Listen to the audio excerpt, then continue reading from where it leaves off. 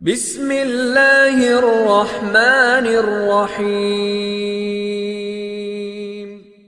حضرت عزیر علیہ السلام حضرت ہارون علیہ السلام کی اولاد اور بنی اسرائیل کے انبیاء میں سے تھے۔ آپ حضرت سلیمان علیہ السلام کے بعد اور حضرت زکریا علیہ السلام سے پہلے مبعوث کیے گئے۔ یہ 6 صدی قبل مسیح کی بات ہے، جب بنی اسرائیل کی سرکشی اور نافرمانیاں عروج کو پہنچ گئیں تو اللہ تعالیٰ نے اس زمانے کے پیغمبروں کے ذریعے ان کو متنبع کیا اور بصورت دیگر عذاب الہی کی خبر دی، لیکن جب ان پر کوئی اثر نہ ہوا اور ان کی بدعمالیاں حد سے تجاوز کر گئیں تو ان پر عذاب الہی بادشاہ بخت نصر کی صورت میں وارد ہوا۔ یہ ظالم اور فاسق بادشاہ آندھی اور طوفان کی طرح راستے کی حکومتوں کو پامال کرتا ہوا فلسطین کی طرف بڑھا اور یروشلم کی اینٹ سے اینٹ بجا دی۔ اس نے 40,000 سے زائد علماء کرام کو قتل کروا دیا۔ تورات کا کوئی عالم نہ بچا۔ اس کے ساتھ بنی اسرائیل کے 1,00,000 افراد کو قیدی بنا لیا اور بھیڑ بکریوں کی طرح ہانکتا ہوا بابل لے گیا۔ ان اسیران بابل میں حضرت عزیر علیہ السلام بھی شامل تھے۔ بخت نصر کے حکم پر اس کے سپاہیوں نے بیت المقدس میں موجود حضرت سلیمان علیہ السلام کی تمام باقیات کو تباہ و برباد کر دیا۔ عظیم الشان محل کھنڈرات میں تبدیل کر دیے گئے اور ہیکل سلیمانی میں موجود نادر اور اہم کتب سے مزین کتب خانہ جلا دیا گیا، جس میں تورات مقدس کے اصل نسخے بھی موجود تھے۔ تابوت سکینہ بھی غائب کر دیا گیا، جس کے بعد اس کا آج تک کوئی سراغ نہیں مل سکا۔ تورات کے مطابق اس ظالم و جابر بادشاہ پر اللہ تعالیٰ نے عذاب نازل کیا اور اس کی شکل مسخ کر دی۔ حضرت عزیر علیہ السلام ایک طویل عرصے تک بابل میں قید رہے اور 40 سال کی عمر میں اللہ تعالیٰ نے آپ کو نبوت سے سرفراز کیا۔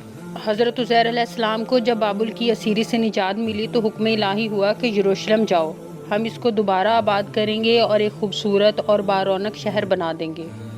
آپ علیہ السلام جب وہاں پہنچے تو اس ویران شہر کو دیکھ کر آپ کو دکھ ہوا اور تعجب میں بے اختیار آپ کے منہ سے نکلا، کس طرح خدا اس مردہ بستی کو دوبارہ زندہ کرے گا؟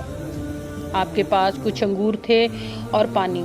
آپ نے انگور کھائے اور پانی پیا اور شیرے میں روٹی کو بھگو کر رکھ دیا تاکہ نرم ہو جائے اور آسانی سے کھائی جا سکے۔ آپ نے اپنے گدھے کو ایک درخت کے ساتھ مضبوطی سے باندھا اور کچھ دیر آرام کرنے کے لیے لیٹ گئے۔ حکم الہی ہوا تو حضرت اسرائیل علیہ السلام نے اسی حالت میں آپ کی روح قبض کر لی اور آپ کو دنیا سے پوشیدہ کر دیا۔ تقریباً 70 سال کے بعد فارس کے ایک بادشاہ نے یروشلم کو دوبارہ آباد کیا اور بنی اسرائیل کے لوگ جو بخت نصر کے بعد وہاں سے چلے گئے تھے آ کر دوبارہ آباد ہو گئے۔ یہاں نئے نئے باغات اور عمارات بنائی گئیں اور اس شہر کو پھر سے آباد کیا گیا۔ اس کے 30 سال بعد یعنی حضرت عزیر علیہ السلام کو 100 سال بعد جب دوبارہ زندہ کیا گیا تو حضرت جبریل علیہ السلام نے پوچھا، اے عزیر بتا تو کتنی دیر سویا رہا؟ آپ نے فرمایا 1 دن یا دن کا کچھ حصہ، کیونکہ جب آپ کی موت ہوئی تو وہ صبح کا وقت تھا اور جب آپ کو دوبارہ زندہ کیا گیا تو وہ پچھلے پہر کا وقت تھا۔ کہا گیا اللہ تعالیٰ نے تجھے 100 سال تک سلائے رکھا۔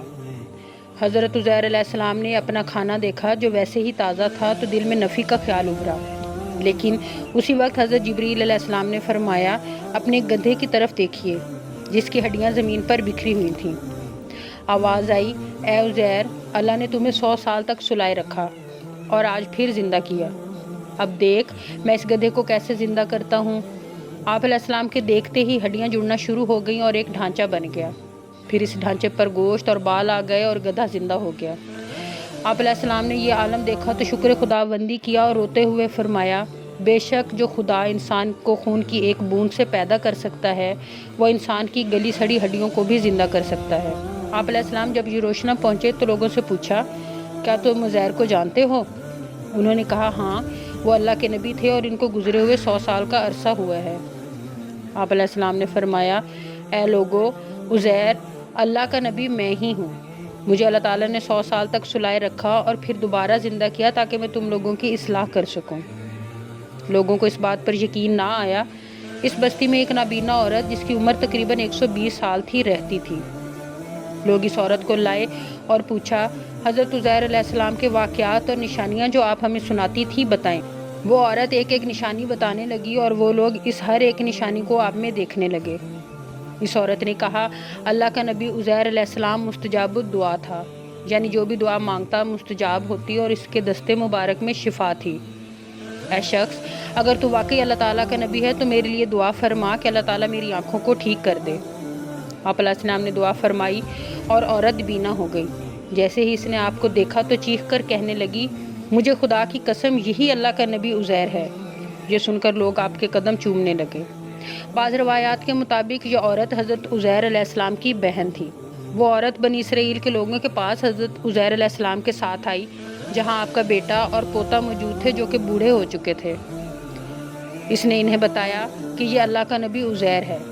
ان میں سے کچھ ایمان لے آئے اور کچھ سوالات کرنے لگے۔ آپ علیہ السلام کے بیٹے نے کہا، میرے والد کے کندھوں پر ایک کالے رنگ کا مسا تھا جو چاند کی مثل تھا۔ اگر آپ واقعی میرے والد عزیر ہیں تو دکھائیں۔ آپ علیہ السلام نے اپنا کرتا اتارا تو لوگ دیکھنے لگے کہ وہی نشان موجود تھا۔ آپ علیہ السلام نے تمام بنی اسرائیل کو تورات سنائی اور بنی اسرائیل کہنے لگے، آپ ہی عزیر علیہ السلام ہیں اور بے شک اللہ تعالیٰ ہر چیز پر قدرت رکھتا ہے۔ جب آپ علیہ السلام یروشلم تشریف لائے، اس وقت تورات کا نہ تو کوئی حافظ زندہ تھا اور نہ ہی کوئی نسخہ موجود تھا۔ آپ علیہ السلام نے تمام لوگوں کے سامنے تورات مقدس کو پڑھ کر لکھوا دیا، کیونکہ آپ نے بچپن میں ہی تورات مقدس کو حفظ کر لیا تھا۔ بعض اسرائیلی روایات کے مطابق جب آپ تورات سنانے لگے، اس سے پہلے آسمان سے چمکتے ہوئے 2 شہاب آئے اور آپ کے سینے میں سما گئے۔ تب آپ علیہ السلام نے بنی اسرائیل کو از سر نو تورات مرتب کر کے عطا فرمائی۔ اس کے بعد بنی اسرائیل کے دل میں آپ کی قدر و منزلت بڑھ گئی، لیکن وقت گزرنے کے ساتھ ساتھ ان کی یہ محبت اور عقیدت گمراہی میں بدل گئی، یہاں تک کہ بنی اسرائیل نے آپ کو فرزند خدا کہنا شروع کر دیا، جس کے بارے میں اللہ رب العزت نے قرآن پاک کی سورہ توبہ کی آیت نمبر 30 میں ارشاد فرمایا، اور یہود کہتے ہیں کہ عزیر اللہ کے بیٹے ہیں، اور عیسائی کہتے ہیں کہ مسیح اللہ کے بیٹے ہیں۔ یہ ان کے منہ کی باتیں ہیں۔ پہلے کافر بھی اسی طرح کی باتیں کیا کرتے تھے، یہ بھی ان کی ہی تقلید کرتے ہیں۔ اللہ انہیں ہلاک کرے، یہ کہاں بھٹکے پھرتے ہیں۔ تفسیر ابن کثیر سے روایت ہے کہ جب پوچھا گیا کہ اہل یہود یہ کیوں کہتے ہیں کہ عزیر اللہ تعالیٰ کے بیٹے ہیں، تو کہا گیا کہ حضرت عزیر علیہ السلام نے پوری تورات حفظ کر لی تھی، جبکہ حضرت موسیٰ علیہ السلام بھی اتنی طاقت نہیں رکھتے تھے کہ بغیر کتاب کے پوری تورات سنا سکیں اور پیش کر سکیں، جبکہ حضرت عزیر علیہ السلام ہمارے پاس بغیر لکھی اور بغیر سنی تورات لے آئے۔ اسی وجہ سے بنی اسرائیل کے کئی گروہ اس بات کے قائل ہو گئے کہ حضرت عزیر علیہ السلام اللہ تعالیٰ کے بیٹے ہیں۔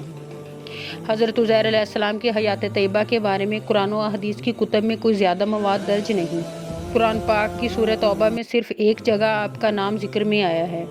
اس کے علاوہ سورہ بقرہ کی آیت نمبر 259 میں ایک واقعہ بیان کیا گیا ہے، جس کے بارے میں علماء کا بیان ہے کہ یہ حضرت عزیر علیہ السلام کا ہی واقعہ ہے۔